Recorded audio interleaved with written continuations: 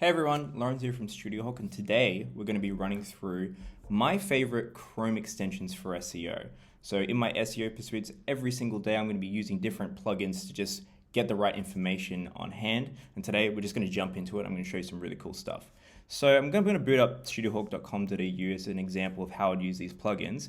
Now the first one I want to show you, and I've shown this to a lot of clients I've worked with, is the old SEO Minion. What I love about it is I can just open it up and just boom, analyze a page, and essentially we're off. We can find out what the title tag is, we can find about the URL structure, the words on the page, the characters, description, if it's got a canonical. A lot of the websites we deal with won't have canonical sets, so that's just a really easy win to find out quite quickly. Find out the heading structure, open graph, Twitter graph, all this exciting information. It can also identify 301s, 302s, a whole myriad of stuff. Really recommend using SEO Minion when you want to dive into, when you want to understand how your website's performing from an on-page perspective. The next plugin I use quite regularly is View Rendered Source. So View Rendered Source can pump out essentially the raw HTML code and how it's rendered out in Google, and also show you the difference between the raw and the rendered.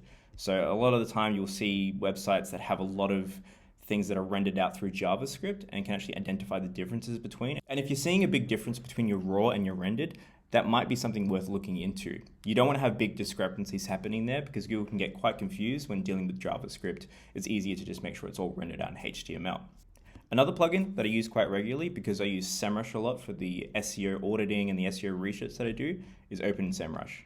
So if you've got a SEMrush account, definitely get that plugin so you can just boot up SEMrush quite quickly by just clicking that plugin. It's just essentially a time saver, which is really great.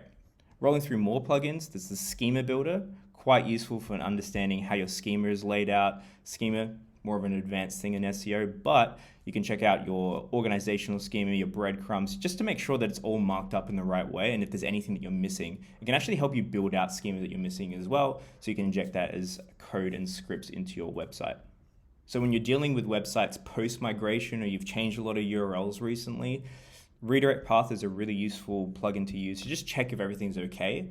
Checks and balances in SEO go a long way. You never want to be in a situation where you're trying to siphon through a lot of these things manually. That's why plugins in Chrome are really, really useful to be able to check things on the fly. So Redirect Path is a great way of checking everything, checking that your 301's gone through, checking that your status codes are reading 200, and if you see a big red X, you've got something to essentially got something to work on. So Redirect Path is quite useful. There's a whole slew of other Chrome extensions that are useful out there. These are just a few that I use every single day, but there's use cases for everything. So I highly recommend, if you're dealing with an SEO issue, plug into Google Chrome extension with your issue that you need help with, and you'll likely find something. There's things about heading structure that you can analyze. There's extensions that you can find that tell you if there's do follow or no follow links on a page. It can check your links as well and identify if there's broken links on page. Anything to do with on page, there's really great Chrome extensions out there. So I highly recommend doing some research and finding out your own Chrome extension toolkit.